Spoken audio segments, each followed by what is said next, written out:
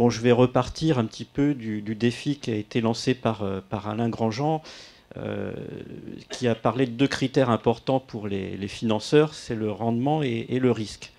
Alors sur le rendement, on sait évaluer par simulation un niveau de performance avant et après des travaux. Par contre, sur le risque, là, il y a une vraie problématique de recherche en termes d'outils, hein, de savoir faire des calculs d'incertitude autour de la simulation. La deuxième piste, ça a été de se dire, malheureusement, il y a des cas où on va avoir des factures qui vont dépasser la performance qu'on avait garantie. Et là, il y a potentiellement un risque de litige. Et il va falloir s'entendre sur un protocole de mesure et de vérification de la performance qui permettent d'analyser les causes des écarts et d'établir éventuellement des responsabilités. Il va falloir effectivement faire de la simulation pour concevoir une opération, que ce soit dans le neuf ou dans la réhabilitation. Hein. C'est un peu comme le constructeur automobile, il va simuler déjà son concept car avant de le construire. Mais ce qu'on va rajouter dans cette évaluation du risque, c'est l'identification de paramètres incertains. À partir de là, on va propager des incertitudes sur ces paramètres incertains. Ces propagations d'incertitudes vont nous aider à exprimer un niveau de performance lié à un niveau de risque que l'on prend. Donc on a travaillé sur une étude de cas qui est un petit bâtiment de logement. On a donc modélisé ce bâtiment. On l'a modélisé avec, pour ceux qui sont un peu experts de modélisation, c'est important souvent de distinguer plusieurs zones thermiques, ce qu'on appelle des locaux à des températures qui vont être différentes entre le rez-de-chaussée et l'étage supérieur, qui vont être plus exposés aux déperditions de chaleur. Autre chose qui va être importante, c'est l'environnement. Est-ce qu'il y a d'autres bâtiments ou des arbres qui vont faire de l'ombre? Autre exemple d'incertitude, hein, c'est les occupants. Hein. Qu'est-ce qu'ils vont faire? Combien il y a de personnes? Chaque personne émet 80 watts, 100 watts, ça dépend des activités. On peut supposer que plus il y a de logements, et plus il va y avoir de compensation entre les gens qui consomment un peu plus, qui consomment un peu moins. Bien sûr, il y a des incertitudes dans ces calculs, c'est-à-dire qu'entre autres, sur ce bâtiment-là, il y avait en sous-face du plancher bas sur des caves, une isolation qui était un peu dégradée, mais on ne sait pas trop comment, combien, etc.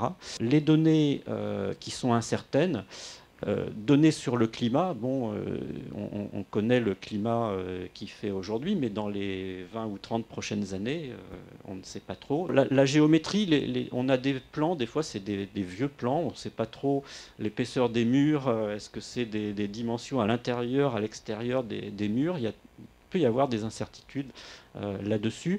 Les matériaux de construction, en particulier dans des bâtiments anciens. Les menuiseries, il y a du double vitrage. Est-ce que c'est du double vitrage à basse émissivité ou pas? À quelle époque il a été changé? Est-ce qu'il y a de l'argon dedans ou pas? Ce n'est pas toujours si simple que ça de le savoir.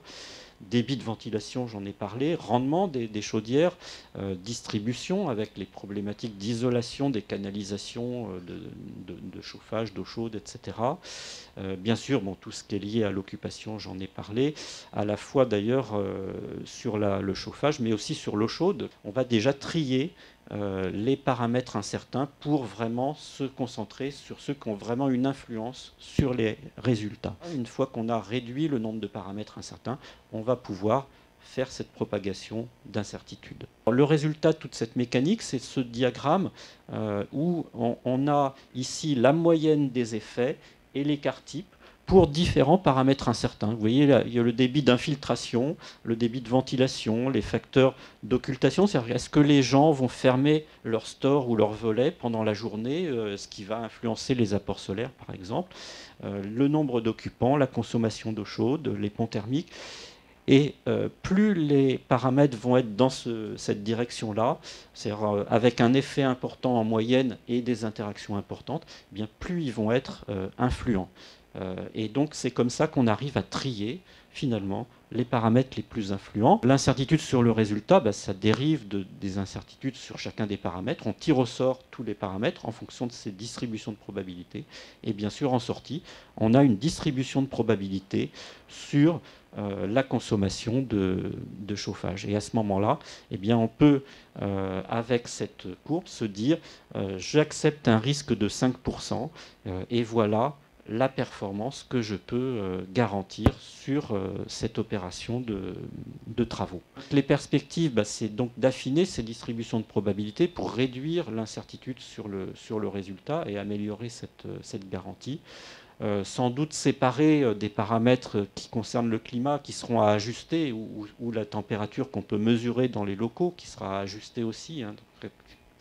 Au lieu d'avoir ces paramètres comme paramètres incertains, ce sera des variables d'ajustement qui permettront ensuite de garantir une performance avec une petite étoile. Si vous vous chauffez à 20 degrés, vous aurez ça. Si vous vous chauffez à 23, vous aurez, avec un polynôme, quelque chose qui sera ajusté en fonction de votre température. Et puis on essaie de réduire les temps de calcul pour toutes ces simulations. Donc, permettre aussi d'affiner les modèles par du calibrage, c'est-à-dire d'utiliser des mesures pour, là aussi, améliorer la distribution de probabilité sur les paramètres incertains. Autre piste aussi, bien sûr, de recherche, ça va être de valider les modèles de calcul. Et pour cela, on a la chance maintenant d'avoir des mesures sur une installation expérimentale qui a été construite par le CEA à l'Institut national d'énergie solaire à Chambéry. Là, cette étude a permis aussi de pouvoir calibrer les distributions de probabilité sur certains paramètres qui n'étaient pas très bien connus, et d'avoir comme ça des écarts réduits par rapport aux mesures après le calibrage.